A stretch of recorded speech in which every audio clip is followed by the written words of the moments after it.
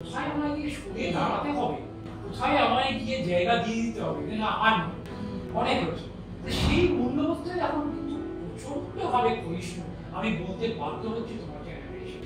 তার কারণ এটা কিন্তু সর্বস্তরে এবং এটা কি জানো, এটা আরেকটা কারণ হচ্ছে একটা সংস্থা আছে কলাবি, সেই কলাবির পক্ষ থেকে আমরা পুরুলিয়ার একটা বিদ্যাসাগর শিশু শিক্ষা করে তাদের সেই বাচ্চাদের আমরা যতটা পারি সাহায্য করি, কলাবি থেকে তাদের গান শেখাই। মানে আমার মানে এটা সত্যি কথা যে আমার বাবা মা থেকে আমার দাদু ঠাকুমার সঙ্গে কিন্তু অ্যাটাচমেন্ট বেশি, ওদের সঙ্গেই আমার ম্যাক্সিমাম টাইম আমি ওদের সঙ্গেই কাটাই।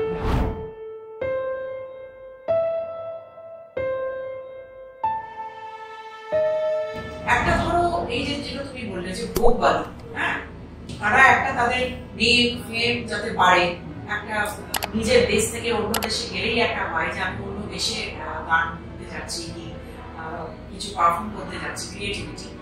তো তারা সেই নেম ফেম এবং অর্থ এই তিনটাকে নিজেদের মধ্যে নিয়ে তারা দৌড়ে যাচ্ছে, সেখানে পারফর্ম করছে।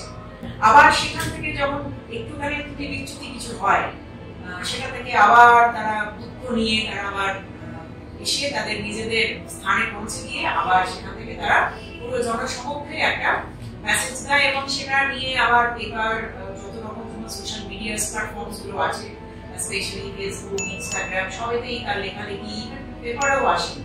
তুমি এই জায়গা থেকে তুমি যে তোমার কি মনে হয় যে এই জিনিসটা কেন হচ্ছে, এত ডিস্টারবেন্স কেন হচ্ছে?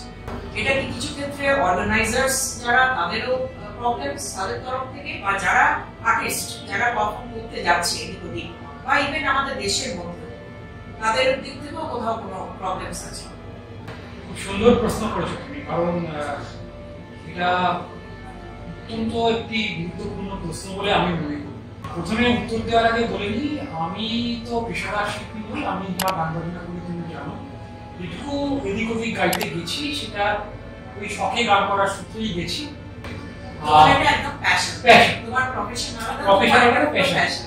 আমি সবাইকে বলি যে সারা জীবন ঠিকাদারি সংস্থায় কাজ করে গেছি। আমার প্রায় 32 বছরের কর্মজীবনে আমি সবাই বলে কনস্ট্রাকশন কোম্পানি, আমি বলি ঠিকাদার কোম্পানি। তো ঠিকাদার কোম্পানিতে একটা সামান্য কাজ করে চলেছি, তার সঙ্গে সঙ্গে গান আর আমার আরেকটা হবি আছে না, এই দুটো আমার মূল পেশা। তো আমি এখনো মাসে পড়তাম।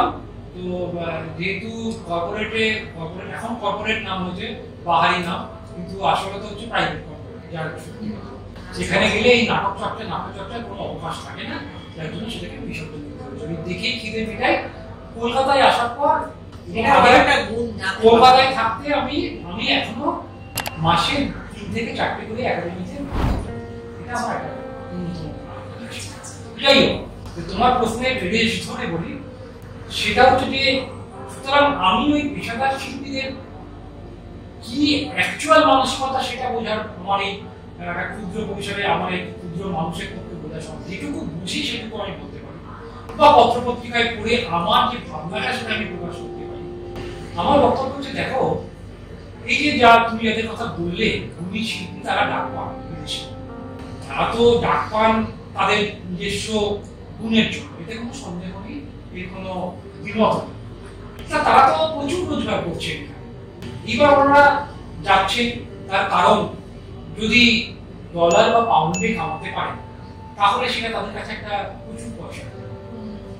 এইবার সেটার একটা কিন্তু যতই যে যাই বলো, তার একটা কিন্তু যেভাবে যত বড়ই তিনি শিল্পী হন, যত উচ্চতাই পান তিনি, সরকার থেকে স্বীকৃতি বলো যাই বলো, যাই পান, কিন্তু তার কিন্তু একটা স্পৃহা মনে মনে আছে যে ওটা থাক, আমি আরেকটু ডলার বা পাউন্ড কামাই, অসুবিধা কি আছে। এই স্পৃহা থেকে তারা যাচ্ছে, বেশ খুব ভালো কথা, তাদের যোগ্যতাতে যাচ্ছেন, যাচ্ছে।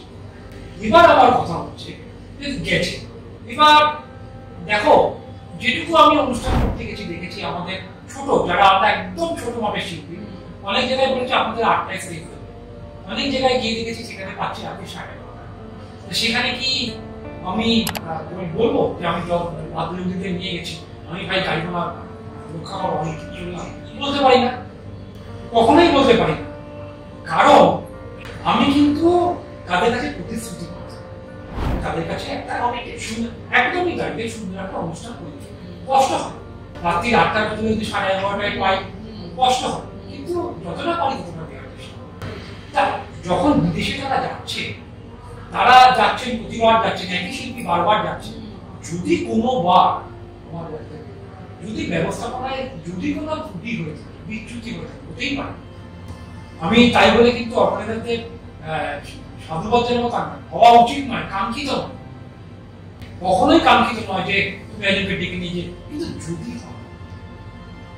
তোমার তো একটা বিবৃতি আছে, তোমার তো একটা আত্মসম্মান বোধ আছে, তুমি গেছো তুমি পয়সার জন্য, সেখানে গিয়ে যদি একটু এদিক ওদিক হয়, একটু যদি ব্যবস্থাপনা ত্রুটি হয়, বিচ্যুতি হয়, তোমার ঢাক ঢোল কাড়া নাকাড়া বাজিয়ে তোমার তো সেটা প্রচার করার কিছু যোগ্যতা মানে কোনো দরকার আছে?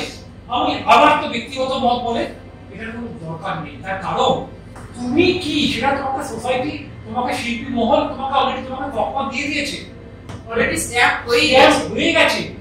তুমি ভাই ওখানে পাউন্ড বা ডলার কমাতে গিয়ে যদি একটু শোয়ার ব্যবস্থার অসুবিধা হয়, যদি একটু ট্রান্সপোর্টেশনের অসুবিধা হয়, যদি একটু তোমার একটু বিনোদনের অসুবিধা হয়, তার জন্য খাড়া নিয়ে হাতে রেডি করে আসার কোনো যুক্তি কি আছে?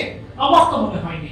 মানে এটা আমি কিন্তু বলছি আমার রেসপেক্টে, আমি একজন সামান্য একজন মানে যেটা লোকভাগ আত্মস্থ করার চেষ্টা করি, মানে পেশাদার শিল্পী সেটাই বলেছি। তার কারণ হচ্ছে কি, আমার তো মনে হয় কোনো দরকার নেই। কি পাওয়ার আছে তোদের বলো তো? তখন তুমি তো গেছো তোমার পেমেন্টের জন্য, তুমি তো তখন তো তুমি বলনি, তখন তো তুমি দেখোনি যে না আমি এইরকম স্বীকৃতি পেয়েছি, আমি আর আমার দরকার নেই, অনেক হয়েছে। এবং আমি তো তারা বোধহয় মানে ধরো পেমেন্টও তো পেয়ে যাচ্ছে, এই সমস্ত শিল্পী বা আর্টিস্ট যারা যাচ্ছেন এদিক ওদিক, তারা তো পেমেন্ট তো পেয়েই যাচ্ছে, তারা নয় যে পেমেন্ট। আমার বক্তব্য হচ্ছে তুমি তো 25 বছর ধরে আপনাকে তুমি ডলার কম কামিয়ে যাচ্ছ, 26 বছরে এসে তোমার চেতনা হলো যে না এরকম যাওয়া উচিত না, আর যাবো না।